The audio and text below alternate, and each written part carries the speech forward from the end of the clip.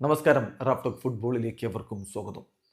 Yes, Portugal UEFA Nations ലീഗിന്റെ ഫൈനലിലേക്ക് കടന്നിരിക്കുന്നു. Semi ഫൈനലിൽ ജർമ്മനി അവർ 2-1 തോൽപ്പിച്ചപ്പോൾ വിജയ ഗോൾ സാക്ഷാൽ ക്രിസ്ത്യാനോ റൊണാൾഡോയുടെ വക. ക്രിസ്ത്യാനോയെ കൂടാതെ ഫ്രാൻസിസ്കോ കോൺസിസാവോയാണ് അവർക്കായിട്ട് ഗോൾ കണ്ടെത്തിയത്.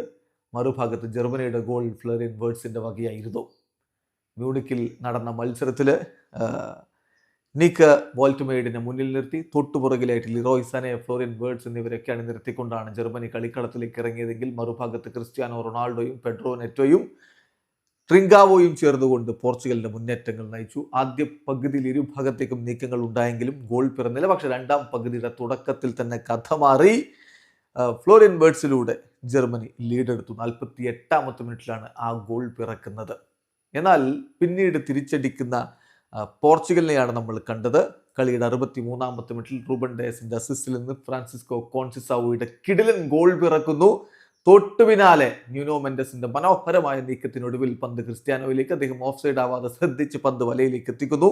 2-1 പോർച്ചുഗൽ മുന്നിൽ. ആ ഗോളിന് പിന്നീട് അവർ വിജയിച്ച് കയറുകയും ചെയ്തു. നീണ്ട 2.5 പതിറ്റാണ്ടിന് ശേഷം തന്റെ പിതാവ് നേടിയ വിജയം ഫ്രാൻസിസ്കോ കോൺസിസാവോ വീണ്ടും ആവർത്തിക്കുന്ന കാഴ്ച നമ്മൾ കണ്ടു.